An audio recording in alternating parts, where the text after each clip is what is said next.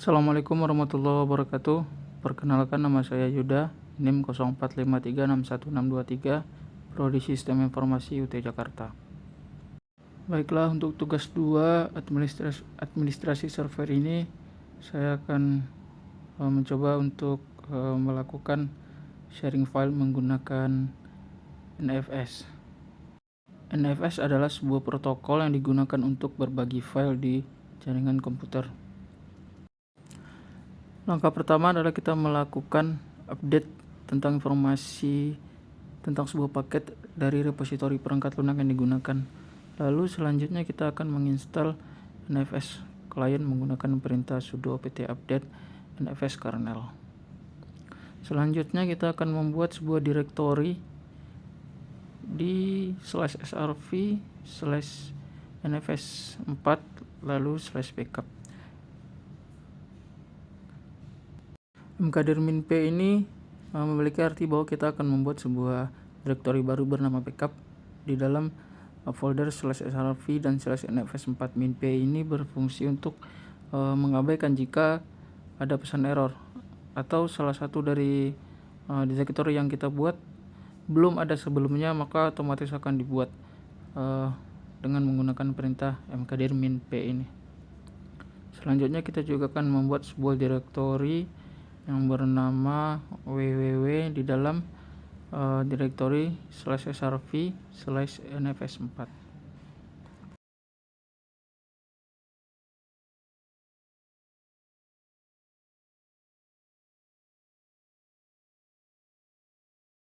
Selanjutnya kita akan melakukan konfigurasi di dalam file export yang berada di dalam direktori /etc. Di dalam file export ini kita bisa di sini kita perlu memasukkan patch dari direktori yang baru dibuat tadi.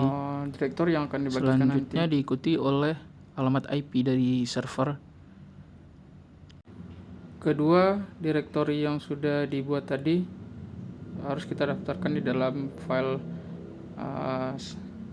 export. Di situ terjadi kesalahan alamat IP, tetapi nanti di akhir video akan ada perlu diperhatikan dalam melakukan konfigurasi file etc. Alamat dari ini tidak boleh ada spasi karena itu akan menampilkan error. Dan untuk melakukan update pada etc export ini, setelah selesai melakukan konfigurasi, selanjutnya kita akan melakukan restart dari konfigurasi yang sudah dibuat di dalam file etc export menggunakan perintah sudo export fs-ra. Selanjutnya kita akan membuka firewall untuk NFS menggunakan perintah sudo ufp allow from 192.168.1.0/24. Ini berarti bahwa kita memberikan izin lalu lintas jaringan untuk semua subnet dari IP tersebut. /24 ini memungkinkan berarti jumlah IP yang diizinkan itu berjumlah 255. Selanjutnya kita hanya perlu mengaktifkan UFW yang sudah dibuat tadi menggunakan perintah sudo UFW enable. UFW ini adalah uncomplicated firewall. Untuk konfigurasi NFS client sudah selesai dilaksanakan. Selanjutnya kita akan melakukan setting konfigurasi untuk NFS client. Langkah pertama adalah kita akan menginstal NFS clientnya menggunakan perintah sudo apt install nfs commands.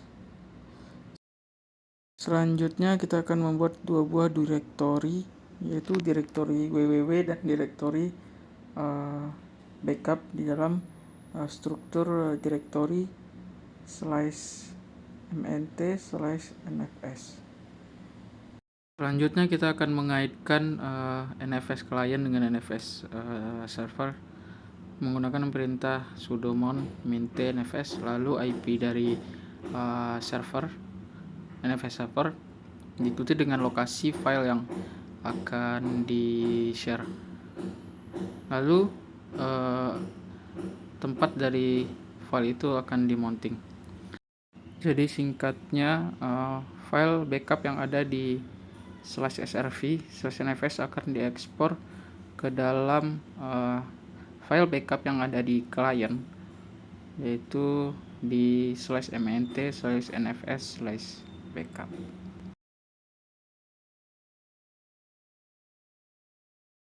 Selanjutnya, untuk memverifikasi proses mounting tadi, kita bisa menggunakan perintah df-h. Df-h ini adalah perintah untuk menampilkan display. Baiklah, terima kasih untuk konfigurasi NFS server dan NFS client telah selesai dilaksanakan. Selanjutnya, ini adalah bagian pengujian dan eksplorasi. Sedikit mengenai eksplorasi, di sini saya akan sedikit menjelaskan mengenai root squash dan no root squash.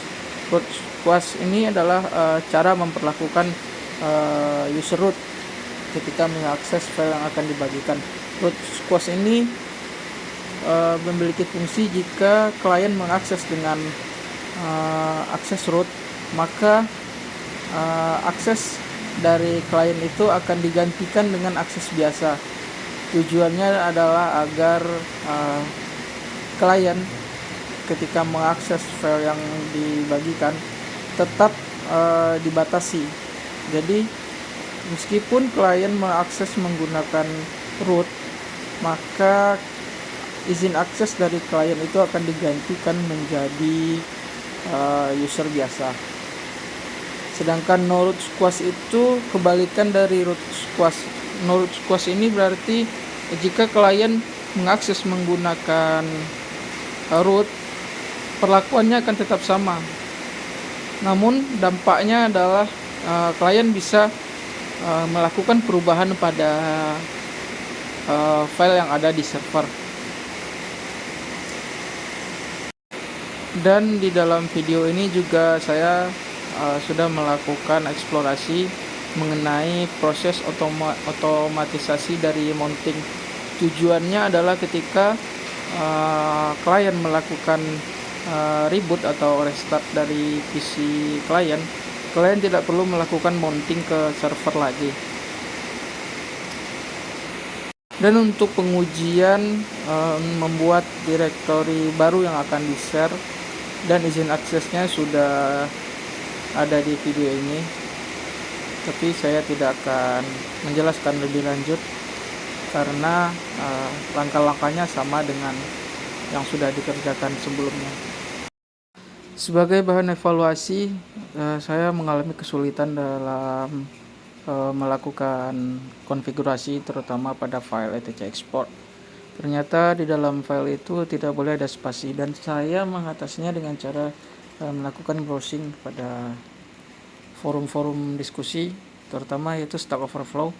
Di situ dapat penjelasan bahwa tidak boleh menggunakan spasi di dalam file etc export itu.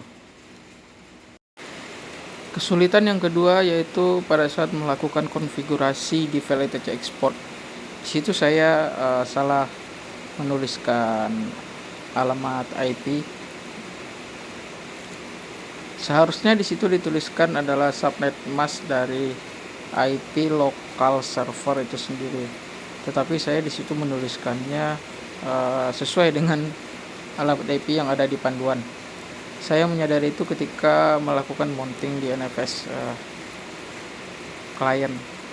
Jadi pada saat melakukan mounting itu saya baru menyadari bahwa kesalahan yang ada pada saat melakukan konfigurasi di NFS server.